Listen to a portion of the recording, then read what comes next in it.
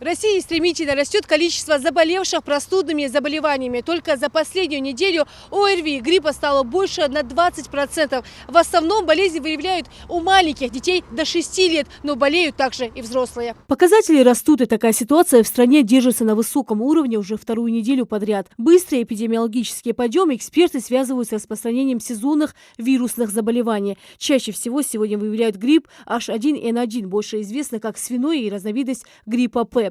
Оба переносятся тяжело и дают осложнения на легкие. Медицинские учреждения республики увеличилось число поступлений заболевших. Количество больных, которые с осложнениями, естественно, в стационар попадают те, у которых средней тяжести хотя бы заболевания, где-то от 30 до 40 человек.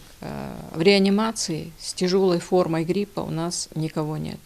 Летальных случаев, к счастью, тоже на территории нашей республики не зарегистрировано. Но, тем не менее, на территории Российской Федерации во многих регионах регистрируются эти летальные случаи, но количество их не такое большое, как при ковиде. Но максимум там 30-40 умерших, погибших. Главное осложнение, которое при гриппе бывает, то же самое, это тяжелейшая пневмония, которая может привести к летальному исходу. Нынешний грипп в прямом смысле слова просто сбивает с ног. Высокая температура, которая держится несколько дней и которую практически невозможно сбить.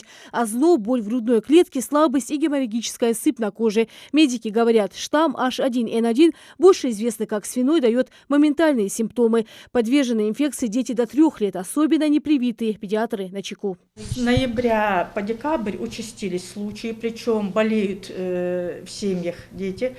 Например, 3-4 детей обращаются к педиатру, вызова, ну, до 15-10 детей бывает обращаются. В день, да? Да, это по амбулаториям. Вот. И в каждой амбулатории по-разному. Вызова выезжают, то есть ну, идет подъем данной инфекции вирусной. Ребенок вялый, лежит.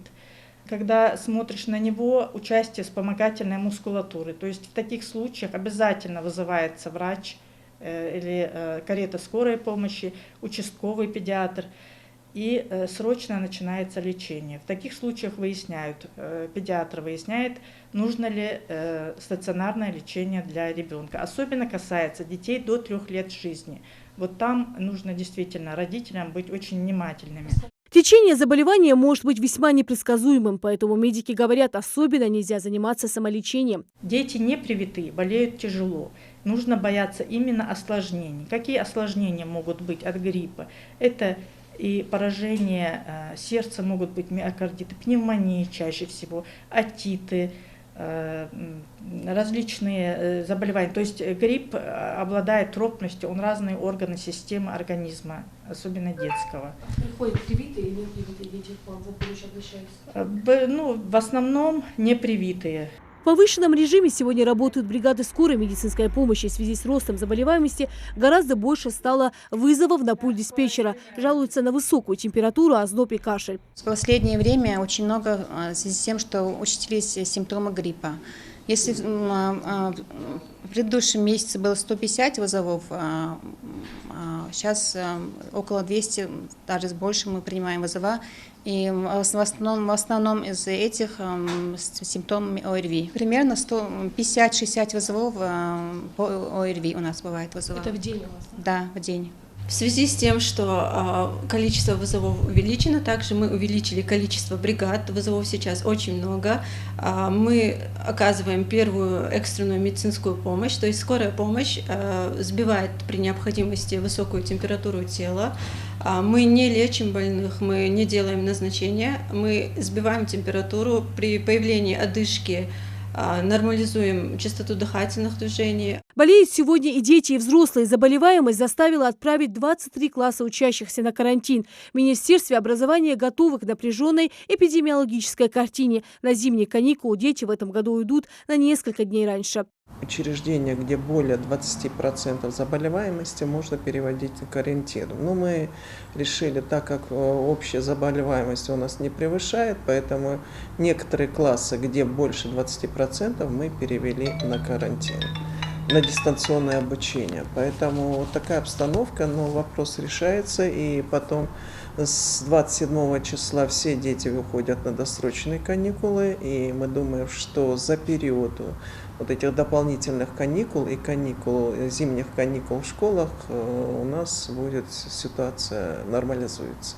Как отвечает заместитель министра образования и науки Пятимата Гурчиева, болеют чаще всего непривитые дети. Привитые посещают занятия без пропусков. Больше процент, конечно, детей болеет, но у нас такая статистика о том, что вакцинированные дети, они болеют меньше. Потому что мы знаем, что есть дети, которые ходят и ходят нормально в такой обстановке, а есть, которые подвержены заболеваемости.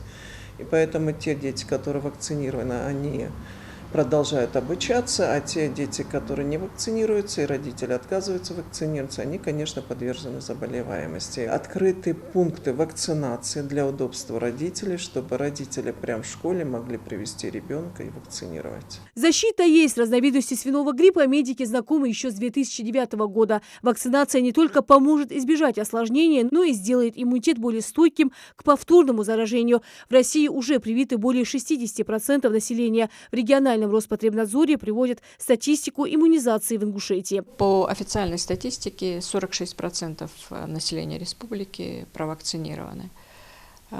Хотелось бы просто, чтобы этот процент был выше, потому что сейчас очень много бывает обращений от населения, почему не объявляют карантины, почему не закрывают школы. Есть специфический метод профилактики, есть вакцинация. И жалуются больше всех те, которые как раз не провакцинировались своевременно, не защитились. То есть то, что в их силах, эти люди как бы не делают, не считают нужным делать. Медики надеются, эпидемиологическая ситуация нормализуется после новогодних каникул. Всем настоятельно рекомендуют пройти вакцинацию и соблюдать профилактические меры. Рина Сычоева, Адам Далаков, Новости 24.